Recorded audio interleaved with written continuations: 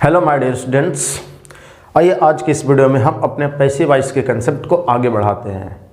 तो हमने कुछ क्वेश्चन वर्ड्स के पैसिव वॉइस सीखे थे प्रीवियस वीडियोज में। आइए हम आगे की तरफ देखते हैं क्या है। तो अगला हमारा क्या वर्ड हो सकता है, मतलब एक पैसिव वॉइस आपको दे रहा हूँ। जैसे आएगा कि ही हेल्प्स द पुअर। अगर मान लीजिए मैंने ऐसा लिखा,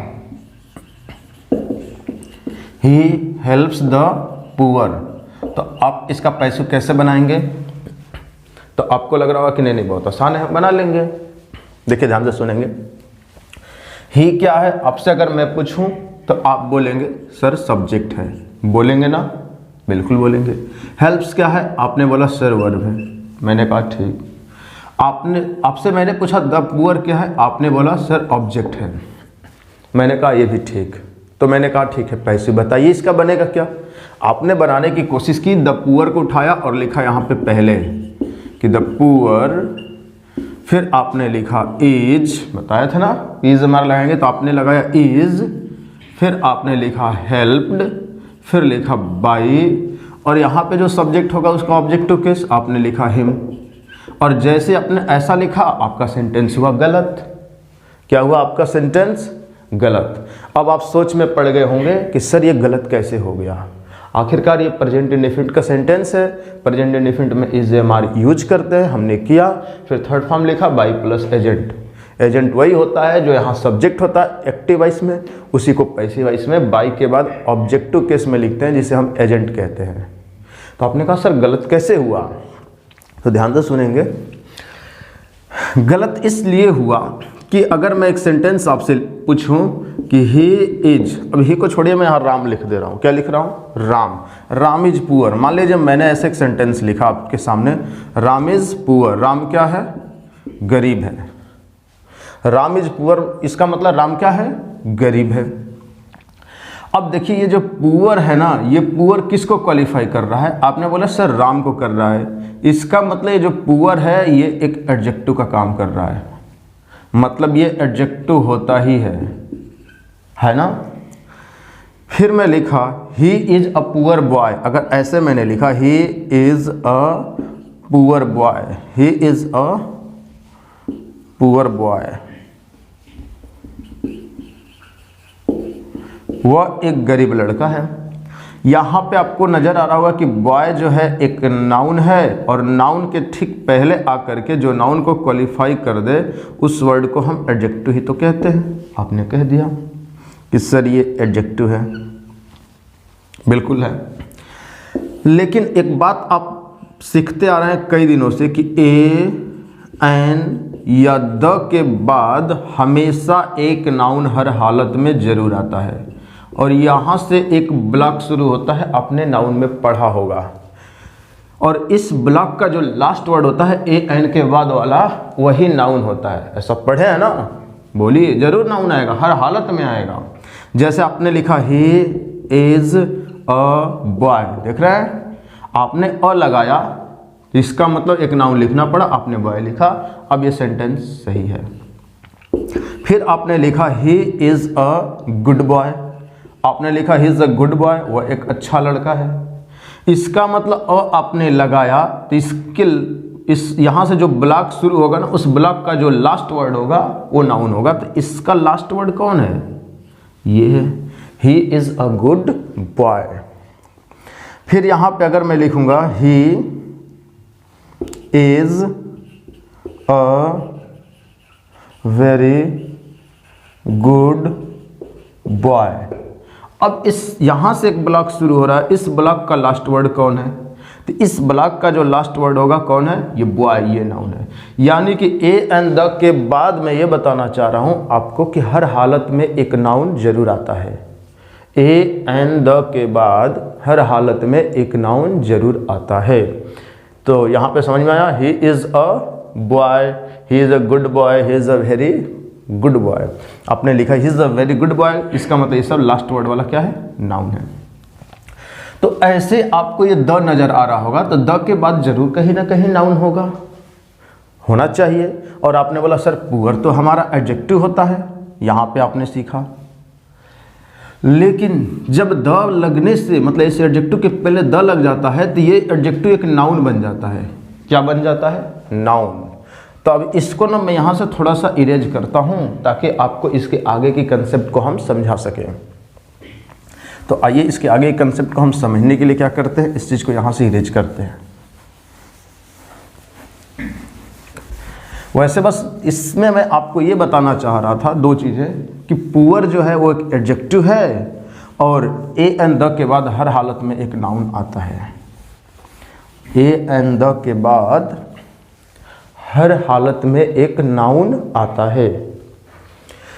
तो देखिए अब आपने क्या सीखा कि पुअर जो है ये एक एडजेक्टिव है, और यहाँ याद रखेंगे जब द आएगा, द के बाद में कोई एडजेक्टिव आ जाएगा। क्या जाएगा? एडजेक्टिव। तो ये दोनों मिल करके नाउन का काम करते हैं। किसका काम? नाउन का। और कौन से नाउन का? प्लूरल नाउन का। जैसे पुअर है, पुअर के पहले आपने द लगाया तो द पुअर मीन्स गरीब नहीं होगा बल्कि गरीब लोग होगा। क्या होगा? द पुअर मीन्स गरीब लोग। अब ये गरीब लोग यानी कि एक को बता रहा है या एक से ज़्यादा को बता रहा है? मतलब द पुअर मीन्स गरीब लोग, तो ये एक व्यक्ति को बता रहा है या एक से ज़्यादा व्यक्ति को बता रहा है? तो ज़्यादा जितने पुअर होते हैं सबकी बात कर रहा है। द पुअर मीन्स गरीब लोग, यानी कि सभी लोग आ जाएंगे इसमें। तो आपको नहीं लग रहा है कि प्लूरल हुआ? प्लूरल हुआ। अगर ये प्लूरल हुआ तो क्या आप इसको ऐसा लिख पाएंगे, द पुअर्स? कहेंगे नहीं सर ये तो बकवास हो गया। क्यों? क्योंकि ये खुद ही प्लूरल का सेंस दे रहा है, तो फिर से इसे प्लूरल बनाना ऐसा आपको नहीं लग रहा है मूर्खता हो गई? बिल्कुल हो गई, ये भी मूर्खता हो गई। तो द पुअर्स लिखना आपका गलत होगा। समझ पाए? क्या समझ पाए कि पुअर एक एडजेक्टिव है, एडजेक्टिव के पहले अगर कोई एक नाउन आ जाता है तो वो एडजेक्टिव और नाउन नहीं द आ जाता है। जैसे पुअर क्या है? एक एडजेक्टिव के पहले अगर द आ जाएगा, ध्यान से सुनेंगे, एडजेक्टिव है, एडजेक्टिव के पहले द आ जाता है तो दोनों मिल करके क्या बन जाते हैं? दोनों मिलकर एक नाउन बनते हैं। कौन सा नाउन? प्लूरल। तो फिर से इसको प्लूरल नहीं कर सकते। इतनी बात समझ गए? तो द पुअर मीन्स याद कर लेंगे गरीब लोग। फिर मैं बात करूंगा the rich. The rich means होता है धनी लोग। फिर आ जाएगा द स्ट्रॉन्ग। स्ट्रॉन्ग भी एक एडजेक्टिव है, तो द स्ट्रॉन्ग मीन्स ताकतवर लोग। फिर आ जाएगा द वीक, मतलब कमजोर लोग। द ऑनेस्ट मतलब ईमानदार लोग। समझ रहे हैं? द ब्लाइंड मीन्स अंधे लोग। द लेम मीन्स लंगड़े लोग। तो आपने यहां पे ये सीखा क्या कि जब एक एडजेक्टिव के पहले द आता है तो एडजेक्टिव के साथ में द दोनों मिल करके प्लूरल नाउन के काम करते हैं। बस वही चीज़ यहाँ पे लिखा है द पुअर। देखने में आपको नज़र आ रहा होगा सिंगुलर, पर यह है प्लूरल। क्या है? प्लूरल। तो द पुअर इज न लिख करके आपको इसको काट करके यहाँ पे लिखना पड़ेगा द पुअर आर। क्या लिखना पड़ेगा? आर। तो the poor are helped by him. The poor are helped by him. बिल्कुल सही हो जाएगा। तो क्या आप इस कंसेप्ट को समझ पाए? आप समझ गए होंगे। ठीक है, समझ गए हैं तो आगे हम बढ़ते हैं। चलिए तो इसको यहां से हम इरेज करते हैं और आगे की तरफ बढ़ते हैं।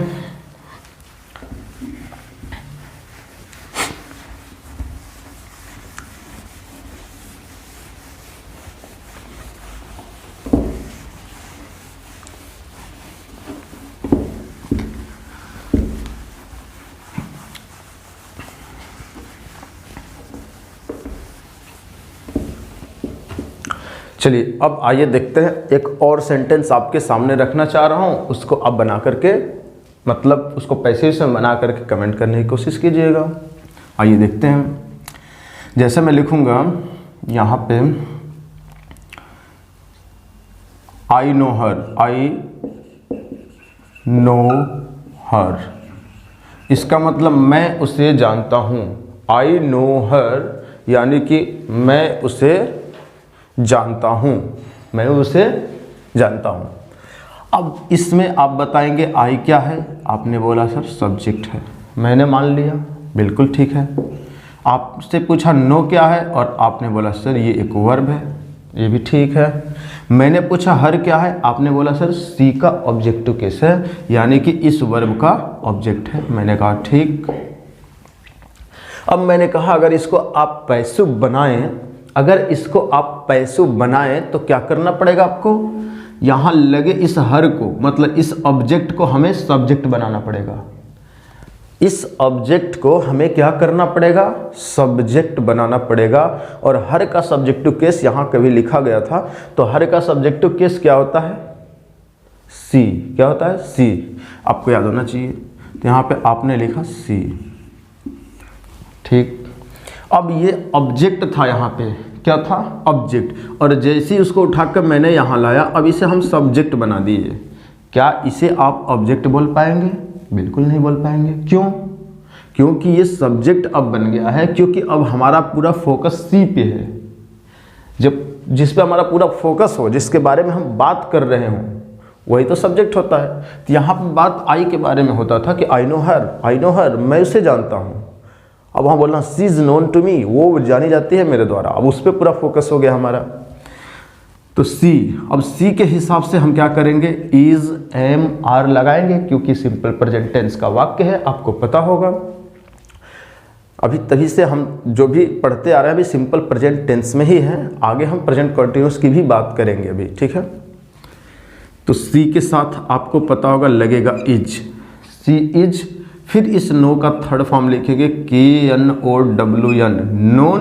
और नोन के बाद आपने लगाया बाई, और बाई के बाद एजेंट लिखा आपने, यानी कि जो यहाँ सब्जेक्ट है एक्टिव वॉइस में, उस सब्जेक्ट का आप लिखेंगे ऑब्जेक्टिव केस, यानी कि मी। और जैसे आपने ऐसा लिखा, आपका सेंटेंस हुआ गलत। आपका सेंटेंस क्या हुआ, गलत। अब कहेंगे सर गलत कैसे हुआ, आपको इसको ना समझना पड़ेगा। देखिए, हमारे पास कुछ ऐसे भी वर्ड्स होते हैं जिनके बाद हम बाई का यूज नहीं करते हैं। तो इस बाई को आपको क्रॉस करके यहाँ पे आपको यूज करना पड़ेगा टू। तो बनेगा सी इज नोन टू मी, तब जाकर के सेंटेंस आपका फिर क्या होगा, सही। समझ पा रहे हैं।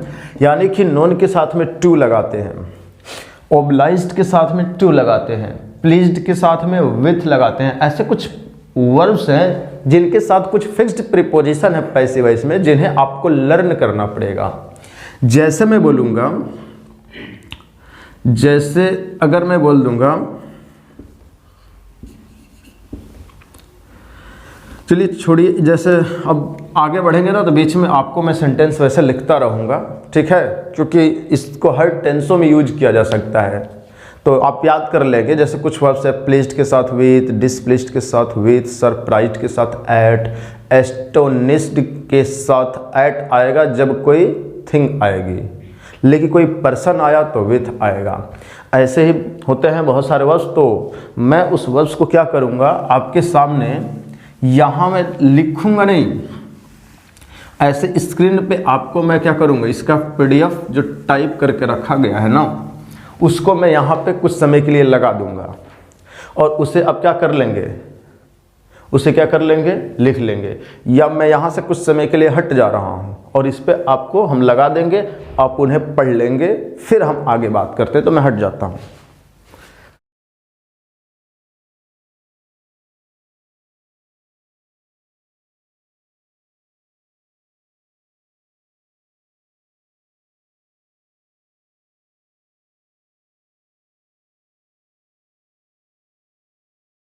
चलिए आइए देखते हैं अब हम। तो आइए अब हम देखते हैं। आपने यहाँ तक देख लिया होगा कि आखिर में क्या क्या है इसमें। यहाँ पे मैंने कौन कौन से वर्ब्स लिखे थे जिनके साथ बाई प्रीपोजिशन ना यूज हो करके कुछ अदर प्रीपोजिशन यूज होते हैं, तो उन्हें आप लर्न कर लेंगे। तो ऐसी जो समस्याएं थी नो के साथ टू वाली, वो समस्याएं खत्म हो जाएंगी।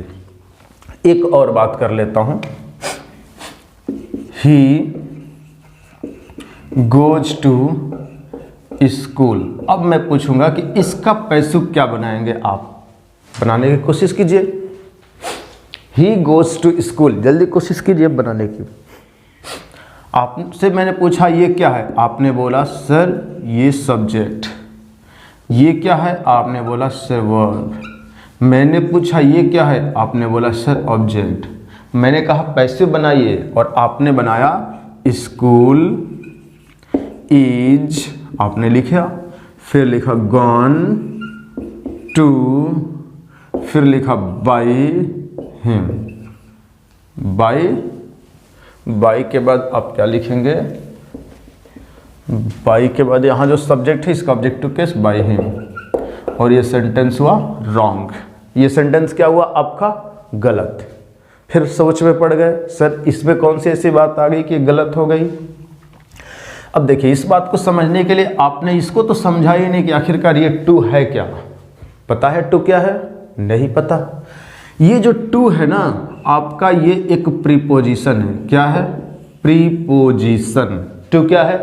एक प्रीपोजिशन है। आपको एक बात पता होगा, अगर नहीं पता होगा तो मैं बता दे रहा हूँ कि इंग्लिश में ऑब्जेक्ट दो चीज़ों का होता है। एक होता है प्रीपोजिशन का, किसका? प्रीपोजिशन का, जो उसके बाद आता है। फिर दूसरा ऑब्जेक्ट होता है एक ट्रांजिटिव वर्ब का। आगे चलकर हम सीखेंगे इन ट्रांजिटिव वर्ब के भी पैसिव होते हैं, लेकिन बाद में बात करूंगा उसकी, ठीक है। तो आपने क्या सीखा कि यहाँ पे जो एक वर्ब है इस वर्ब का भी ऑब्जेक्ट होता है, और जो वर्ब के ऑब्जेक्ट होते हैं ना केवल पैसिव उन्हीं के बनते हैं, इनके पैसिव नहीं बनते हैं। तो अब बताइए ही गोज, वह जाता है, टू स्कूल। टू क्या है? आपने बोला सर एक प्रीपोजिशन है ना, और प्रीपोजिशन के बाद अगर स्कूल आया है तो ये ऑब्जेक्ट किसका है? ऑब्जेक्ट तो है, ऐसी बात नहीं है, ऑब्जेक्ट है, लेकिन क्या इस वर्ब का ऑब्जेक्ट है या इस प्रीपोजिशन का है? किसका है? आपने बोला सर अगर वो प्रीपोजिशन के बाद होगा तो प्रीपोजिशन का ऑब्जेक्ट कहेंगे, अगर वर्ब के बाद होगा तो वर्ब का ऑब्जेक्ट कहेंगे। तो ये टू जो लिखा है एक प्रीपोजिशन है, और प्रीपोजिशन के बाद ये आया तो ये जो स्कूल है इस प्रीपोजिशन का ऑब्जेक्ट है। इसका मतलब कि इस वर्ब का ऑब्जेक्ट नहीं है। इसका मतलब कि इस वर्ब का ऑब्जेक्ट नहीं है। तो याद रखेंगे जब वर्ब के ऑब्जेक्ट अगर नहीं होंगे सेंटेंस में तो उसके पैसिव नहीं बन सकते, उनके पैसिव नहीं बन सकते। जब वर्ब के ऑब्जेक्ट होंगे तो उन पे एक्शन होगा, फिर उनको हम सब्जेक्ट बनाएंगे तो एक्शन उनके ऊपर किया जाएगा किसी के द्वारा। समझ रहे हैं ना? बताइए। तो वर्ब का अगर ऑब्जेक्ट है तो पैसिव आप बनाएंगे, वर्ब के ऑब्जेक्ट नहीं है तो पैसिव आप नहीं बनाएंगे। तो इसका मतलब इस सेंटेंस के पैसिव वॉइस नॉट पॉसिबल है, नहीं बन सकते, और आपने इन्हें जबरदस्ती बनाने की कोशिश कर दी। तो ऐसा नहीं लग रहा है ये गलत हो गया? गलत तो होगा ही होगा। अब ये मत पूछिएगा सर बनेगा क्या, मैंने बताया इसका पैसिव नहीं बन सकता। यानी कि इस प्रीपोजिशन के बाद ये आया तो प्रीपोजिशन का ऑब्जेक्ट, अगर वर्ब के बाद आएगा तो वर्ब का ऑब्जेक्ट। आई टीच हिम, मैं उसे पढ़ाता हूँ। अगर ऐसे लिखा मैंने आई टीच हिम, मैं उसे पढ़ाता हूँ, तो इस टीच का ये ऑब्जेक्ट है, क्योंकि इस वर्ब के बाद दिख रहा है आपको, तो इस वर्ब का ऑब्जेक्ट है। बीच में अगर कोई प्रीपोजिशन आ जाता तो उस प्रीपोजिशन का ऑब्जेक्ट बनता, तो उसके पैसिव वॉइस नहीं बन पाते। तो क्या आपने समझा कि जिस वर्ब के बाद ऑब्जेक्ट दिखेगा उसी वर्ब का पैसिव बनेगा, जिसके बाद ऑब्जेक्ट नहीं होगा यानी कि जो इंट्रांजिटिव वर्ब होंगे उनके पैसिव नहीं बनेंगे। आगे सीखेंगे हम कि इंट्रांजिटिव के भी बनते हैं, लेकिन फिलहाल अभी तक इतना मानेंगे कि इंट्रांजिटिव के पैसिव नहीं बनते हैं। तो चलिए आइए इस चीज़ को हम इरेज करते हैं। तो क्या समझे आप कि ही गोज टू स्कूल, इसका पैसिव नहीं बनेगा। He comes to my house, इसका पैसिव नहीं बनेगा। समझ गए आप? बिल्कुल समझ गए होंगे। अब ध्यान से सुनेंगे, इस प्रीपोजिशन के बाद ये जो नाउन आया है ना, या इसका ऑब्जेक्ट आप बोल सकते हैं इसे, ये दोनों मिलकर के एक प्रीपोजिशनल फ्रेज बनाते हैं। क्या बनाते हैं? Prepositional phrase. तो यानी कि जो प्रीपोजिशन से शुरू हो रहा है फ्रेज, उसे हम प्रीपोजिशनल फ्रेज कह सकते हैं। और यही प्रीपोजिशनल फ्रेज सेंटेंस में जाने के बाद दो काम करते हैं। कितने काम? दो काम करते हैं। आप बताएंगे मुझे कौन कौन से? पहला काम ये होता है कि ये एडजेक्टिव का काम करता है। अगर एडजेक्टिव का काम करेगा तो इसे हम एडजेक्टिव फ्रेज कहेंगे। कभी कभी ऐसा भी होता है कि ये एडवर्ब का भी काम करता है। किसका काम करता है? एडवर्ब का। तो इसे एडवर्ब फ्रेज भी कह देते हैं। क्या कह देते हैं? एडवर्ब फ्रेज कह देते हैं।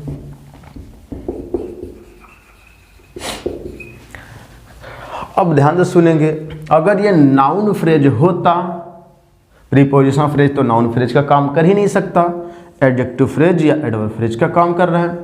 अगर ये नाउन फ्रेज होता तो ये दोनों मिल करके इस वर्ब का ऑब्जेक्ट बन जाता, लेकिन नाउन फ्रेज तो है ही नहीं, तो इसका मतलब ये ऑब्जेक्ट हो ही नहीं सकता। तो किसी भी वर्ब के ऑब्जेक्ट को हम पहचानेंगे कैसे? आइए इस बात को समझ लेते हैं। वर्ब के बाद जो ऑब्जेक्ट आते हैं ना, उसकी पहचान होती है कैसे? बताइए। क्या लगाकर, किसे लगाकर, किसको लगाकर, इन वर्डों से क्या होती है? हमारे ऑब्जेक्ट की पहचान होती है। वर्ब की ऑब्जेक्ट की बात कर रहा हूं। ये वर्ब है, ये क्या है? वर्ब। वर्ब की ऑब्जेक्ट की बात हो रही है, ठीक है। तो ही गोज टू स्कूल, वह स्कूल जाता है। प्रश्न कीजिए, वह क्या जाता है? कहेंगे नहीं सर, बिल्कुल अजीब सा लग रहा है। वह किसे जाता है? कहेंगे नहीं, ये भी सुटेबल नहीं हो रहा है। वह किसको जाता है? कहेंगे नहीं, ये भी नहीं है। तो क्या होगा? वह कहाँ जाता है? वह स्कूल जाता है। वह कहाँ जाता है? स्कूल। आपने बोला सर ये जो रिप्लाई बनना है कहाँ का बन रहा है? कि वह कहाँ जाता है। और आपको पता होगा कहाँ को इंग्लिश में वेयर कहते हैं, और वेयर के जो आंसर्स होते हैं वो एडवर्ब हो जाते हैं। क्या हो जाते हैं? एडवर्ब। यानी कि ये जो प्रीपोजिशनल फ्रेज है एडवर्ब फ्रेज है। समझ पा रहे हैं ना? इसलिए इनके पैसे नहीं बनने, ठीक है, क्योंकि इसमें कोई ऑब्जेक्ट है ही नहीं इस वर्ब का। कभी कभी ये फ्रेज भी ऑब्जेक्ट का काम कर सकते हैं तो बनता, लेकिन प्रीपोजिशनल फ्रेज है, ये ऑब्जेक्ट का काम नहीं कर सकता। ये एडजेक्टिव फ्रेज या एडवर्ब फ्रेज का काम कर सकता है। चलिए खैर, इतनी डीप में जाने की जरूरत नहीं है। हो सकता है आप समझ ना पाए इस चीज़ को मैं समझाऊं, तो इसलिए अब इसको मैं यहीं पे रोक करके आगे की तरफ बढ़ने की कोशिश करता हूं। तो इनको भी आप लिख सकते हैं। चलिए आइए एक और, मतलब मैं क्या करना चाह रहा हूं, एक और एग्जांपल आपके सामने कराना चाह रहा हूं।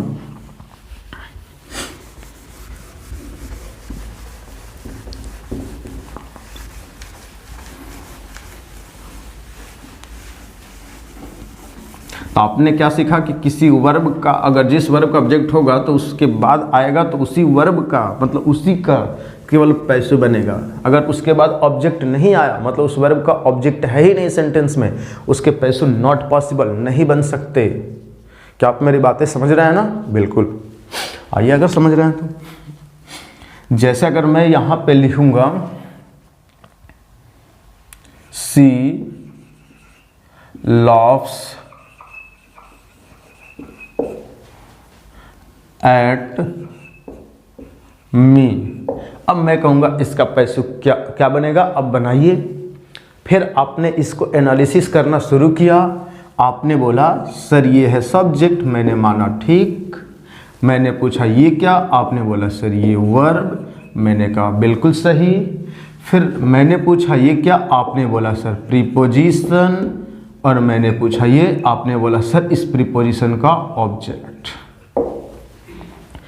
फिर आपने कहा सर इसके पैसे नहीं बनेंगे। पर आप अगर ऐसा बोल रहे हैं तो आप बिल्कुल गलत हैं। समझ रहे हैं? आप बिल्कुल गलत बोल रहे हैं। क्यों? मतलब आप सही नहीं बोल रहे हैं, ऐसा समझिए, ठीक है। अगर आप ऐसा बोल रहे हैं तो आप बिल्कुल सही नहीं बोल रहे हैं। पता है क्यों? क्योंकि इनके पैसे बनेंगे, इनके पैसे बनेंगे। अब फिर सोच में पड़ गए, सर कैसे बनेंगे? आइए समझ लेते हैं कैसे बनेंगे। देखिए, हम बात करेंगे यहां एक फ्रेजल वर्ब की। किसकी?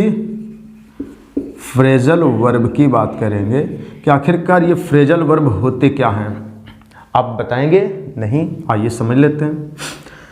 फ्रेजल वर्ब वो होते हैं, इनके लिए पहली ये कंसेप्ट जो लिख रहा हूँ आप समझेंगे कि एक वर्ब होगा, उस वर्ब के साथ में एक प्रीपोजिशन होगा और ये दोनों का जो कॉम्बिनेशन फॉर्म होगा, ये दोनों मिल करके एक अलग मीनिंग बनाएंगे। इसकी कुछ अलग मीनिंग होगी, वर्ब की प्रीपोजिशन की अलग मीनिंग होगी। जब दोनों एक साथ जुड़ेंगे तो जुड़ करके एक नई मीनिंग बना लेंगे, तो उन्हें हम फ्रेजल वर्ब कहेंगे। क्या कहेंगे? फ्रेजल वर्ब कहेंगे।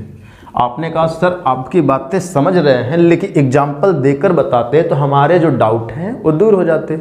आइए एग्जाम्पल भी दे लेते हैं, दे लें। एक काम करते हैं, चलिए पहले एग्जाम्पल ही दे ले रहे हैं। जैसे होता लुक, लुक और इनटू क्या है? आपने बोला सर एक प्रीपोजिशन। लुक इनटू जैसे एक साथ आएगा, ये दोनों मिलकर एक अलग मीनिंग बनाएगी और इसकी मीनिंग हो जाती है लुक इनटू मीन्स जांच करना।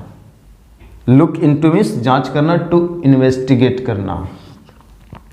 फिर मैंने बोला यहाँ पे लुक, लुक मीन्स देखना और लुक के साथ एट आया।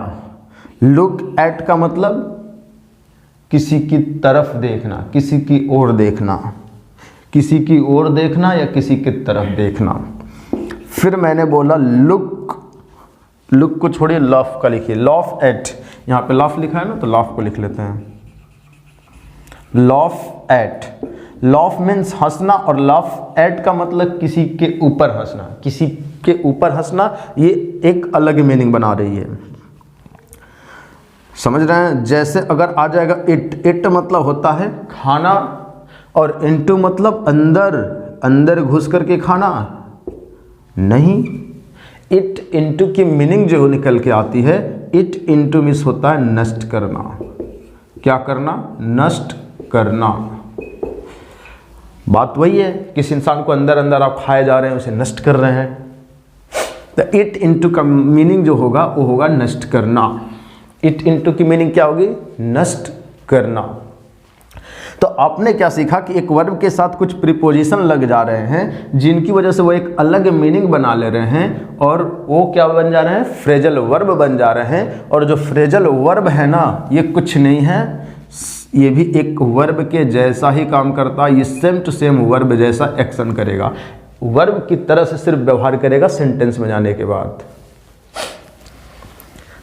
जैसे एक पहला आपने कंसेप्ट सीखा, इसे इरेज करके हम दूसरे कंसेप्ट की तरफ बढ़ते हैं कि दूसरे टाइप का जो फ्रेजल वर्ब होते हैं वो क्या होते हैं। जो दूसरे टाइप के फ्रेजल वर्ब होते हैं ना, उसमें एक वर्ब होगा और वर्ब के बाद एक प्रीपोजिशन नहीं बल्कि एक एडवर्ब आएगा। क्या आएगा?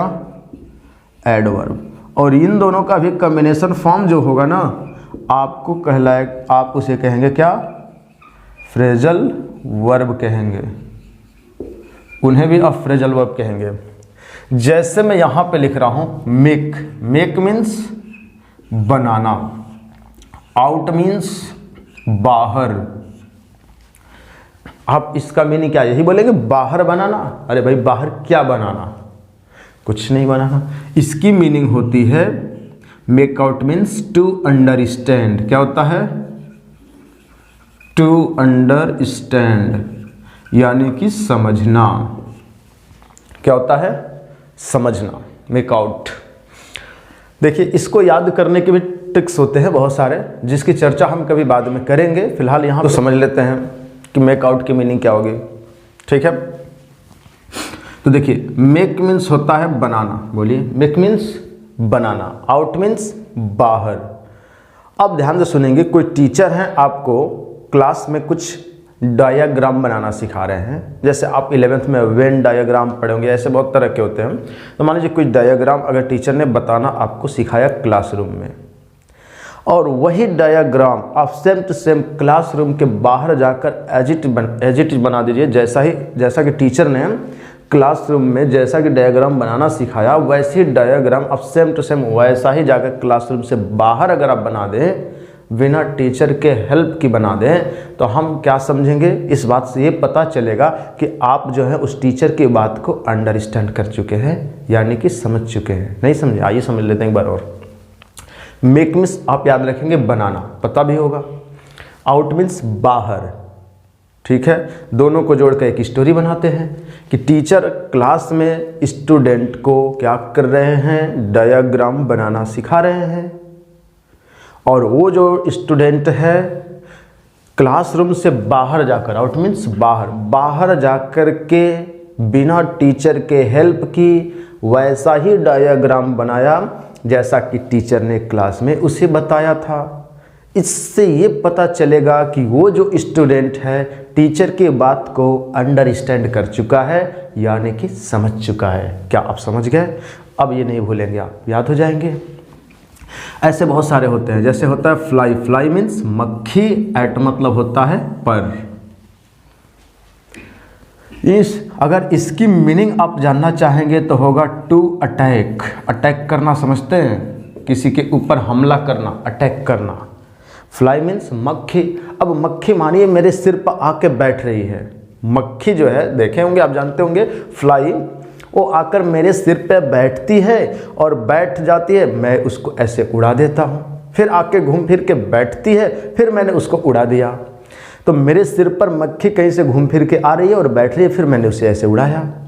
ऐसे करने से उस मक्खी को क्या पता चल रहा है, मक्खी अपने अंदर गर्व के साथ, वो अपने गर्व के साथ ये एज्यूम कर रही है कि मैं इस इंसान के ऊपर क्या कर रही हूँ, अटैक कर रही हूँ, और ये मेरा कुछ कर भी नहीं पा रहा है, ये मेरा कुछ बिगाड़ भी नहीं पा रहा है। तो फ्लाई मीन्स मक्खी, एट मतलब पर। मक्खी आकर मेरे सिर पे बैठती है, मैं उसे उड़ाता हूँ, तो मक्खी अंदर अंदर ये एज्यूम कर लेती है कि मैं इस इंसान पे अटैक कर रही हूँ और ये इंसान मेरा कुछ कर भी नहीं पा रहा।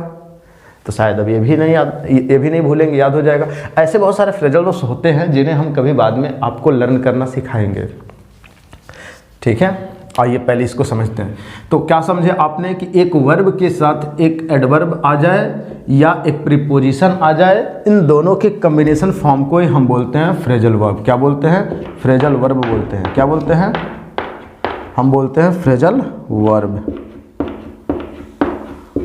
तो आइए, अब तो आप समझ गए होंगे फ्रेजल वर्ब्स है क्या। तो उसी तरह से ना ये लाफ एट मिल करके यहाँ पे एक फ्रेजल वर्ब बना। एक और फ्रेजल वर्ब समझ लूँ क्या?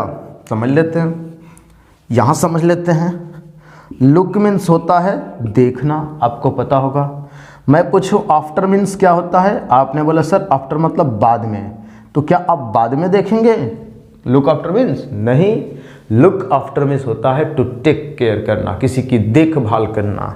यानी कि लुक आफ्टर की मीनिंग आप बोलेंगे देख भाल करना, यानी कि किसी की देखभाल करने को हम लुक आफ्टर कहते हैं। तो आपको क्या लगा कि इस वर्ब के साथ अगर ये एडवर्ब जुड़ा या प्रीपोजिशन भी हो सकता है ये, ठीक है, तो ये दोनों मिल करके क्या बन गए? क्या बन गए? फ्रेजल वर्ब्स बन गए। क्या बन गए? फ्रेजल वर्ब्स बन गए।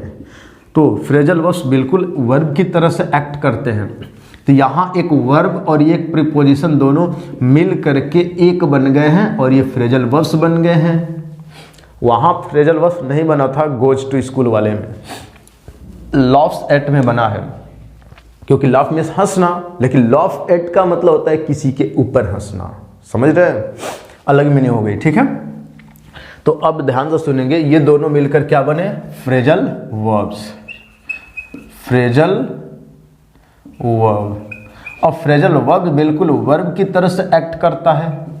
बिल्कुल कैसे एक्ट करेगा? वर्ब की तरह, यानी कि इससे पूरे मानेंगे ये दोनों मिलकर के एक वर्ब बना और इस वर्ब का ये ऑब्जेक्ट बना। इसका मतलब इसका पैसे बनेगा। क्या किसे किसको काम से करते हैं? वो किस पे हंसता है, किस पे, किसके ऊपर? तो मेरे हंसती है तो मेरे ऊपर। तो क्या किसे किसको का भी आंसर करके देख सकते हैं।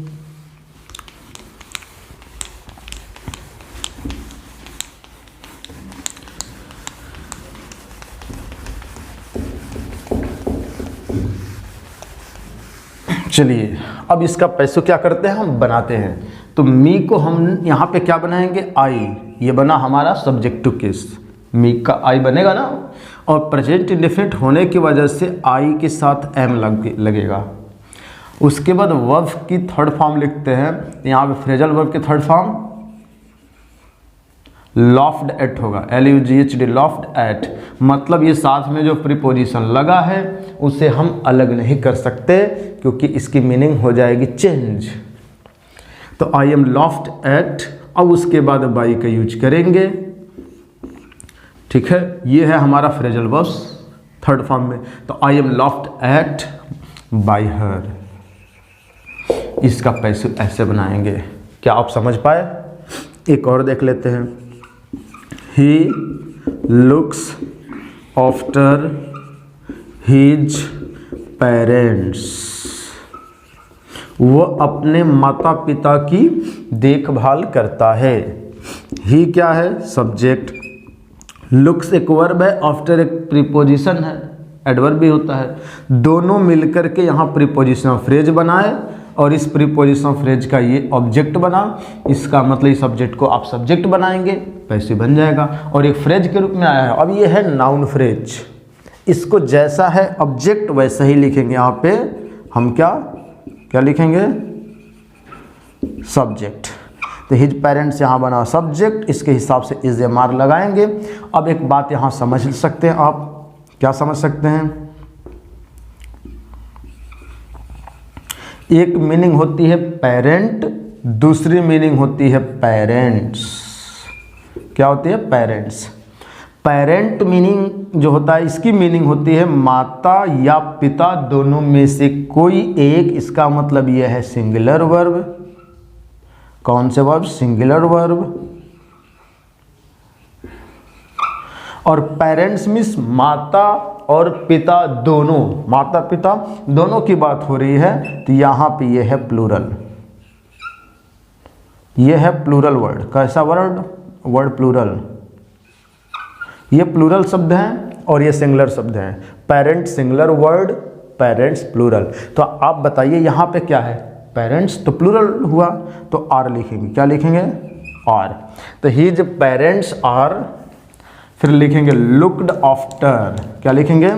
Looked after. इसका थर्ड फॉर्म क्या होगा? Looked after, looked after.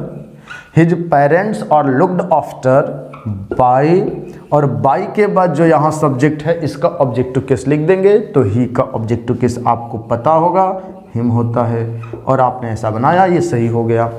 तो his parents are looked after by him. बताइए कोई समस्या इसमें? बिल्कुल नहीं। तो आपने यहाँ पे क्या सीखा? आपने यही सीखा क्या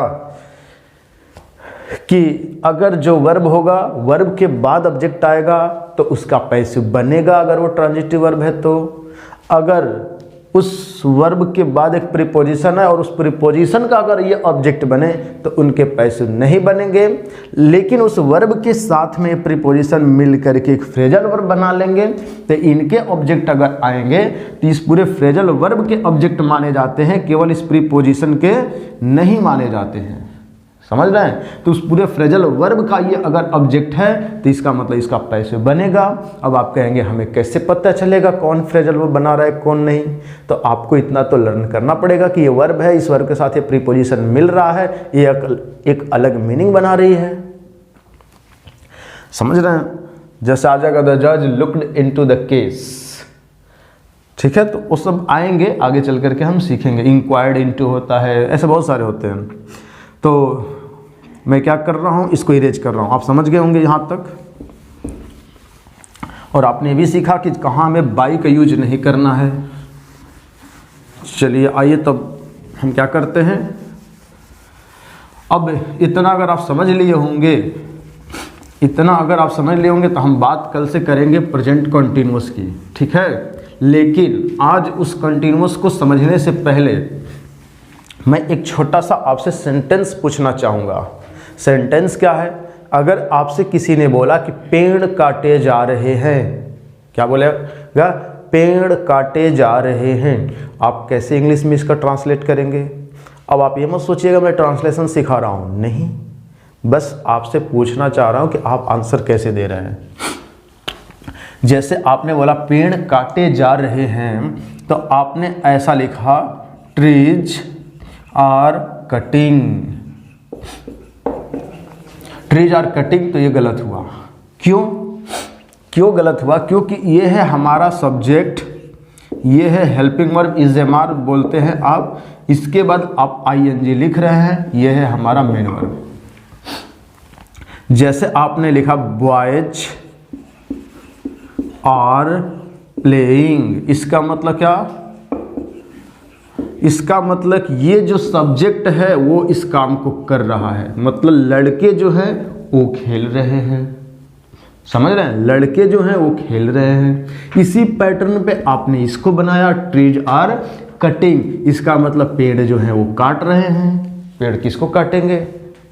ऐसा तो हो ही नहीं सकता कि पेड़ किसी को काट रहे हैं। मैंने बोला पेड़ काटे जा रहे हैं और आपने बनाया ट्रीज आर कटिंग, इसका मतलब आपने गलत कर दिया ना। हो सकता है आप नहीं बनाए हो, पर बहुत सारे लोगों ने बना देते हैं ऐसे। आप हो सकता है सही बनाए हो, आप सही बनाए होंगे, ठीक है, लेकिन बहुत सारे बच्चे ऐसे बनाते हैं, इसलिए मैं यहाँ पे ऐसा लिख रहा हूँ, ठीक है। कि मान लीजिए बच्चों ने ऐसा कुछ बना दिया, ट्रीज आर कटिंग, पेड़ काट रहे हैं, तो गलत हुआ ना। इसका मतलब पेड़ काट रहे हैं नहीं, पेड़ काटे जा रहे हैं। एक्शन जो है वो सब्जेक्ट के ऊपर किया जा रहा है, इसका मतलब सेंटेंस का स्ट्रक्चर पैसों में होना चाहिए। तो पैसों में, और वो भी कंटिन्यूअस के पैसों में होगा। तो ये कैसे होगा, क्या होगा, इसकी चर्चा हम करेंगे कल, ठीक है। आज के लिए मैं सोच रहा हूँ बस इतना ही रहने दिया जाए।